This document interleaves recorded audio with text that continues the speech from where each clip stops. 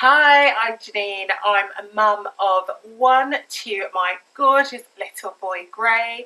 I live in the southeast of the country in gorgeous Surrey, and I also blog over at Janine Renee. So I want to share with you my experiences of hyperemesis gravidarum. It's not just traditional morning sickness. I feel like that kind of needs to be put out there. It goes much deeper than that. Most women do suffer from some form of pregnancy sickness, usually during the first trimester, and actually it is quite normal. However, with hyperemesis gravidarum is classed as extreme pregnancy sickness. So, for example, where it differs is if with hyperemesis gravidarum, regular kind of remedies or traditional things like having dry crackers or toast or ginger or peppermint, things like that, they just don't quite work, and you're more likely to need to go and get medical treatment. So for myself, I had to get actual medication, anti-sickness medicine from the doctor to treat hyperemesis. Also with it, if you have hyperemesis gravidarum, it's more than just kind of being sick at maybe once or twice a day. It is constant nausea all day long, and that's pretty exhausting. There's just almost like you feel like there's no let up from it. And with regards to the sickness, for me, I was unable to keep any food or liquids down, and I lost a significant amount of weight. I think kind of medically, it's they sort of class it as if you lose 5% of your, up to 5% of your pre-pregnant. In my case, the pregnancy sickness, it kicked in at around 4.5 to 5 weeks, so actually quite early on, and I just took it as just being a bit of morning sickness, and it will pass, it's just part and parcel of being pregnant and expecting a baby. However, it didn't quite work out that way. Things really kind of ramped up quickly, and it went from feeling a little bit nauseous and a bit sick to full-on debilitating. I couldn't get out of bed. I was unable to go to work. I was vomiting all the time, and the nausea, there was pretty much no let-up.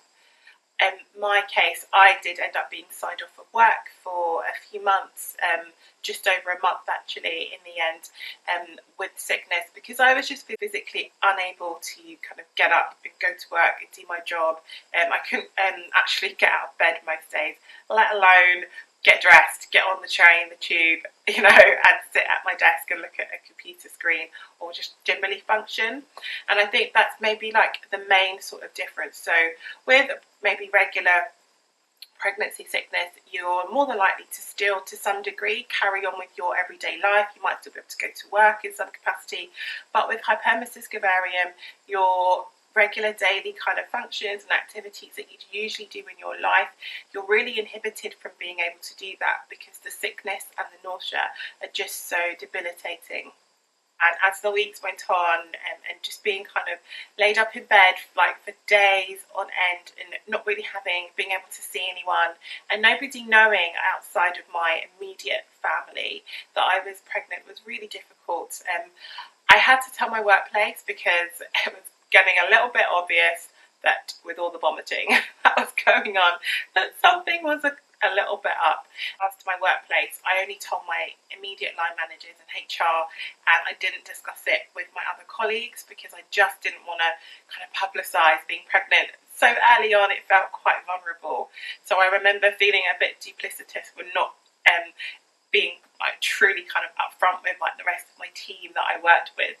And I do happen to remember a rumour going around my office that I had glandular fever, and that's where I was for like over a month. So that was quite interesting, having to tell them all the truth. I would also say, as well as feeling physically unwell and just unable to cope, I was also emotionally it really affected me more than I realised. Just not being able to do things in my regular routine. I wasn't really able to post on my blog, my YouTube channel, or my Instagram. I just felt too unwell and I lost all motivation for it. Not interacting at work or really seeing my friends as well, and my kind of support network really shrinking was also quite difficult. And I felt just like a bit of a shadow of myself, because I just didn't have that kind of energy to like do the things that I wanted to do, and I found it really difficult to cope with. Had never felt so low physically and emotionally. I felt like a really big heavy cloud was just hanging over me, and my mind was really muddled, and there were times when I almost wished that I wanted the baby, but I wish that I didn't have to be pregnant.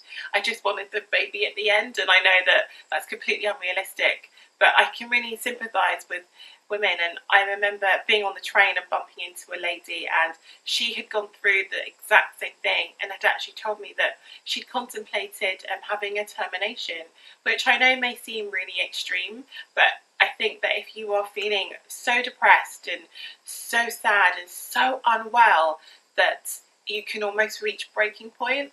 Thankfully, I hadn't got quite that far, but I certainly was at a point where I was like, I didn't feel like I could carry on, like I could do it anymore.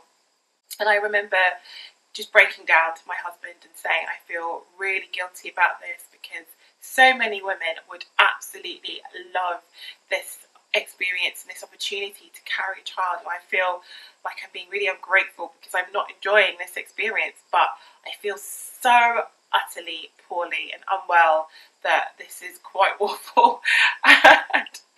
And it felt like there was just no end in sight. I remember people be like, oh, once you get to 12 weeks it gets better, and it didn't get better. 14 weeks you'll get better, and it still didn't get better. Oh, 21 weeks it'll get better, and each time it just didn't get better. And for me, my sickness lasted maybe until about halfway through my third trimester. I was still vomiting, and I think about halfway through the nausea died off as well, which was just like a relief. However, I noticed that there were a few triggers that made it worse. So if I didn't eat regularly, once I was able to eat, actually, if I didn't eat regularly, then I'd start being sick, and mainly if I didn't have enough rest. So if I was really tired, or like pushed myself too hard, did too much, and became very worn out and tired, I began to feel very nauseous, and I would inevitably be sick. I also found a few smells that were like triggers for me. Fried food was like a huge turn off. I couldn't cope with fried food. I really hated the smell of my husband's aftershave. That was awful. And the smell of cigarettes. Oh my goodness. The smell of people smoking or cigarettes was like just the peak. It made me throw up so much. It was really difficult to bear. And I remember being on a bus and someone had just smoked a cigarette and they were eating a burger, and it was like I was in my own personal hell. It was awful. So one of the things that I was able to do that really helped to manage the tiredness was to have a chat with my managers and with HR, and I was able to put a few adjustments to my work pattern, and they were one, being able to leave a little bit earlier in the afternoon and start a bit later in the morning. And this was so helpful as I commute using London transport into work. So if you do that, you might know it can be a bit hectic at times. So being able to miss the main kind of rush hours meant that I was able to get a seat and I didn't have to stand all the way. The trains were just generally less crowded, so much more sort of pleasant to be on, less stuffy and kind of intense, and it just meant that I wasn't as tired and exhausted. I was also able to work from home 2 days a week, and that was an absolute godsend. Being able to wake up and just kind of roll out of bed and work in my pajamas was one of the biggest things that really helped me kind of reintegrate going back to work and just generally keeping a kind of like manageable lid on the nausea and on the sickness. Another thing that I did which really helped my just general kind of well-being was I started going to pregnancy yoga classes. I really wanted to be active throughout my pregnancy, and that just didn't happen. And yoga was just so rejuvenating. I felt like it helped me so much with my mindset, my mental well-being and my mental health.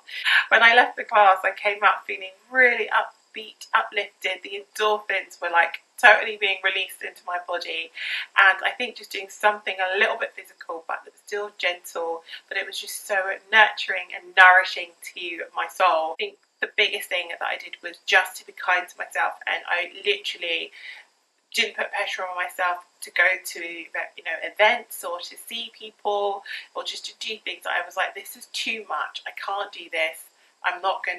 I refuse to feel guilty or feel a bit crappy about not being able to meet everyone's expectations, because I was like, I'm not operating at 100% of myself right now. I'm kind of at about 55-60%. Therefore, I'm going to do what I can within that capacity and nothing else. And anything else that gets added in, it's a bonus. And I think kind of that switch was really useful, because I felt so guilty that I wasn't doing a very good job at work. I felt like I wasn't being the best wife because I was just not good company at all. I wasn't being a good friend or sister or daughter to anyone.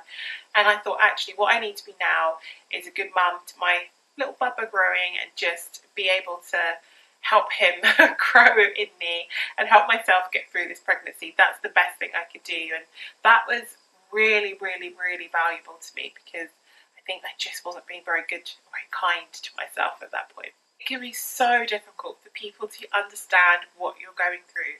If when you think about pregnancy sickness, you think of it as being morning sickness. So you just have a little vom in the morning, and then off you go on your merry way. And actually, pregnancy sickness in general isn't necessarily like that for everyone.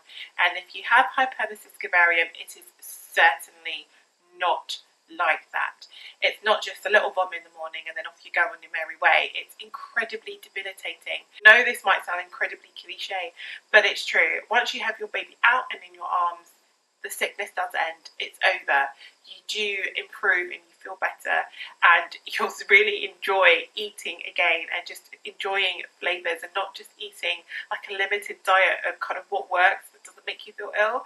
It's a bit like, food again, this is wonderful.